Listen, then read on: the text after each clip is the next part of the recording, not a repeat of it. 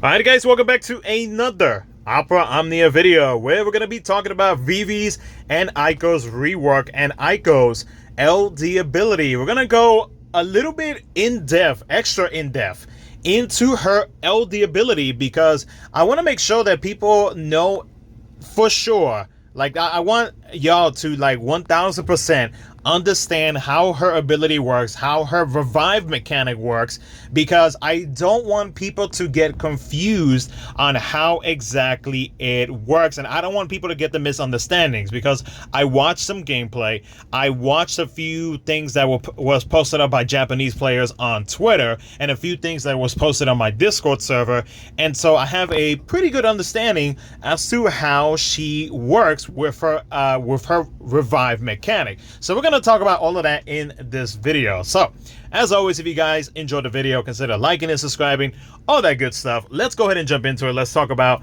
Vivi's rework first off. So with his fire extension from his crystal level 55, whenever you use fire, he got an increase in total brave hits.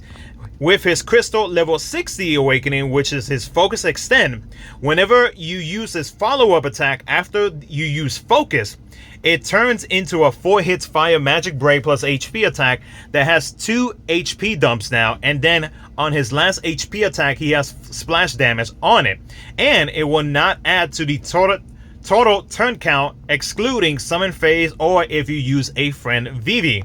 Whenever you use his fire plus, it turns into that 4 hit fire AoE magic brave plus single target HP attack that does 2 HP dumps. It got an increase in potency, and then on his last HP attack he recovers brave based on 20% of the total HP damage dealt.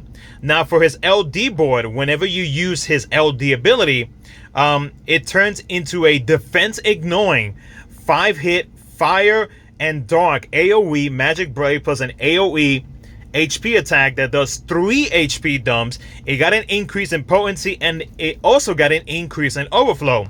And then whenever it does its follow-up, it increases the brave recovered based on 200% of his attack, and it turns into a defense ignoring 4 hits fire dark AoE magic brave that now does 2 HP dumps instead of 1, and it also got an increase in brave potency.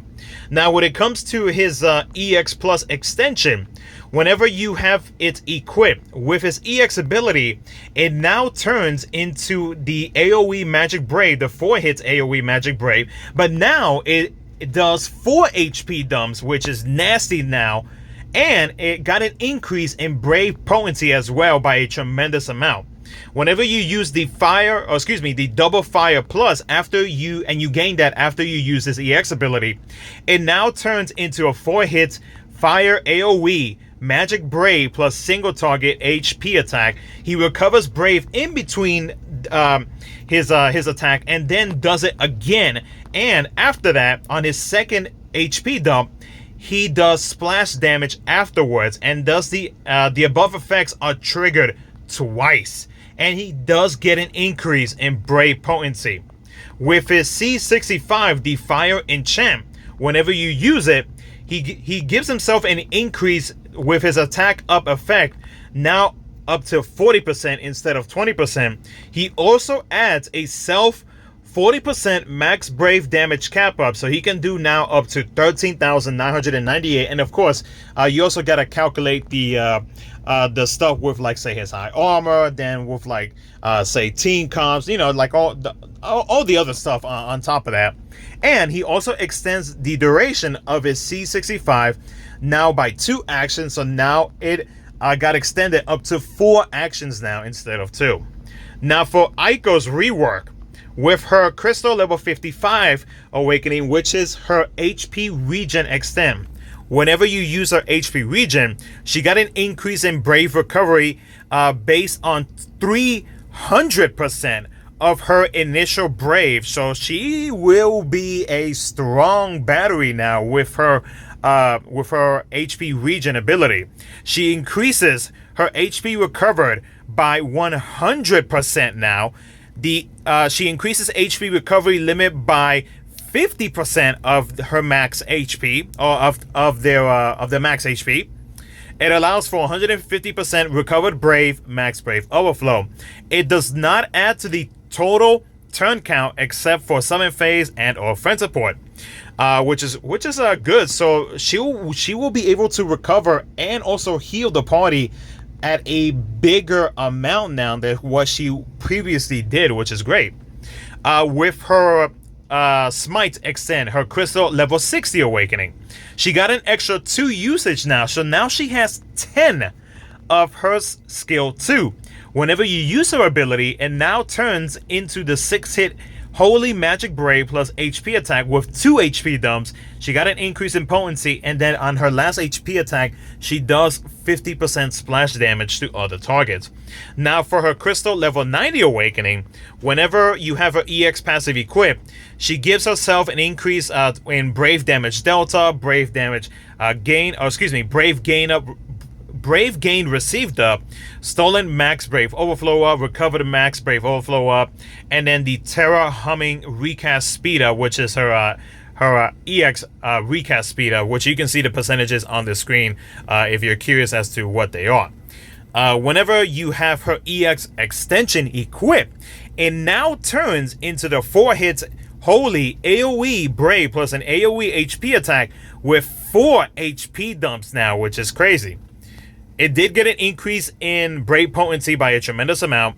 It turns into split HP damage. Oh, it was previously split HP damage. Now it is full AoE damage now. Previously, the HP recover with her EX ability was 50%. Now it is 100% HP recovery. And it increases the HP recovery limit. It used to be 30%. Now it'll be 50% of the max HP. And it also extends the base duration of the Holy Resistance Down debuff by 4 actions on the enemies.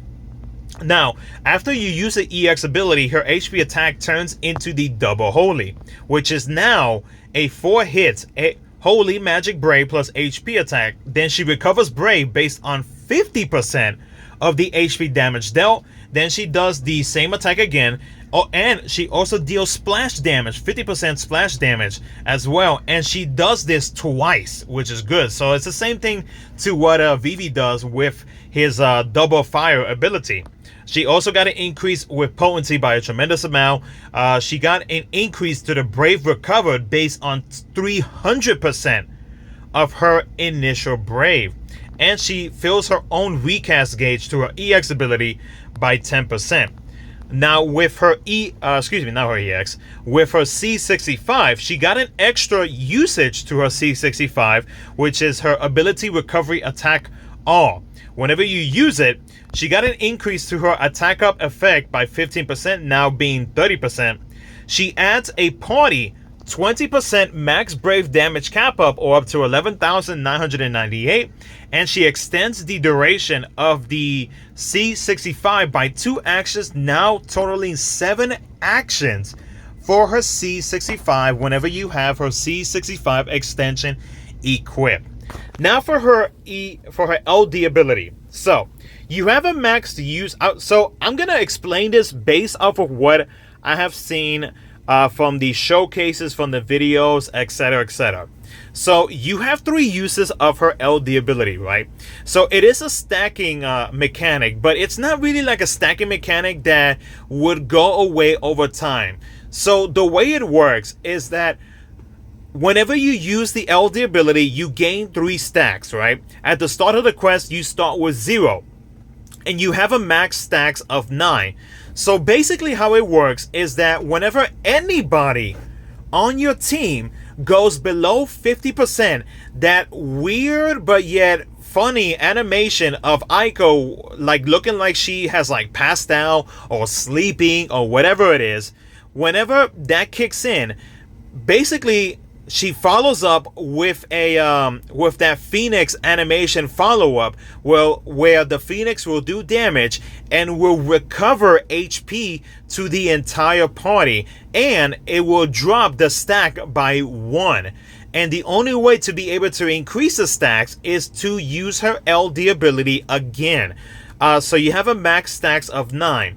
Now with her special effect, the Phoenix Pine. I'm not gonna pronounce that because I'm not gonna kill the pronunciation. It is a special effect that is a party-wide special effect. So the party gets a 20% max brave up, a 20% enchant, a holy enchant, which is great. A 40% brave damage delta, a 20% HP damage delta, and Eiko actually gets a 40% HP damage delta, which is nasty. With at least one stack, whenever an ally's HP goes under 50% upon getting attacked, it counters with the rebirth flame counter, and it consumes one stack being triggered, and it doesn't grant stacks, which is what I basically just explained. So it is an interesting mechanic. Now, there was a video, that a Twitter post that was posted in my Discord server by one of my mods, where a Japanese player took Eiko and Zidane to one of the recent Transcendence fights that JP just got, right? And so what this Japanese player did was they let the Lufenia orb go off, because this Lufenia orb was not survivable, right? So it would instantly nuke you, and you would, technically you would have to restart the game. Well, that's not the case actually with Eiko. So what happens is, if you have the stacks on Eiko, and if you get nuked by the Lufenia orb, what happens is you do not actually the battle does not end. What happens is you actually follow up with Eiko's excuse me, sorry about that. You actually follow up with Eiko's counter, with her with her rebirth flame counter. It consumes one stack, and you actually revive. So technically, you don't die. Now, I can't confirm if that does affect your score on that. I know that whenever you revive, I know that they changed it up where whenever that happens, and if you revive a character, it doesn't affect your score. Now, I don't know if that changes up if you die multiple times. I'm not 100% certain. If anybody knows, please let me know in the comment section below, so that I can pin your comment, so that way people know, so that that way everybody knows exactly how that works. But that is a very good thing. That in a way, for players who struggle with Lufenia fights or Lufenia Plus fights, and are always getting killed by the Lufenia orb, Eiko is a solid option to have just for that revival mechanic. And the Lufenia orb actually resets as well back to the highest stack of that Lufenia fight, which is pretty crazy. So I'm surprised that they would actually release this type of mechanic into a character and into the game, where, like, you would have the Lufenia orb that would actually nuke you, and normally you would have to like reset the game or reset the fight. But no, not with Eiko. Eiko, it's a different story now. Eiko, you can actually continue to fight, which is pretty crazy. Like, I'm surprised they actually released a mechanic like this into the game. So for anybody who has ever considered trying out JP, or for anybody who is struggling right now in JP and has thought about, or is needing a character like Eiko, Eiko is definitely a solid choice to pick up if you are struggling for Lufenia Plus fight. But if you are needing Eiko for, like, say, for strong batteries, if you are needing somebody for strong healings, if you are needing somebody for, like, say, holy enchant, for holy impale, so on and so forth, Eiko is definitely she definitely has her uses now for multiple reasons, and she's actually a pretty solid character now. I'm actually pretty impressed with how they made her, how they turned her out, and what they actually did. Like, the mechanic that they gave her is really, I'm surprised. I really am surprised they actually went this route with her in where we are at in Opera Omnia in terms of the Lufenia orb. So it's pretty interesting. With her call ability, though, It revives incapacitated allies, and it recovers party's HP by 50%. It recovers Brave to the party based on 50% of her own initial Brave. It does the attack, it deals 4 HP damage, and it has the overflow, so on and so forth. So, yeah, very interesting. Like I said, I am pleasantly surprised that they would release a character like this into the game. So, let me know what you guys think. Let me know how you guys feel about Eiko and her mechanics, her LD ability, and Vivi and his changes in the comment section below. But other than that, that's going to be it for the video. Like, subscribe, do all that good stuff. Thank you so much for watching, guys, and I will catch y'all in my next video.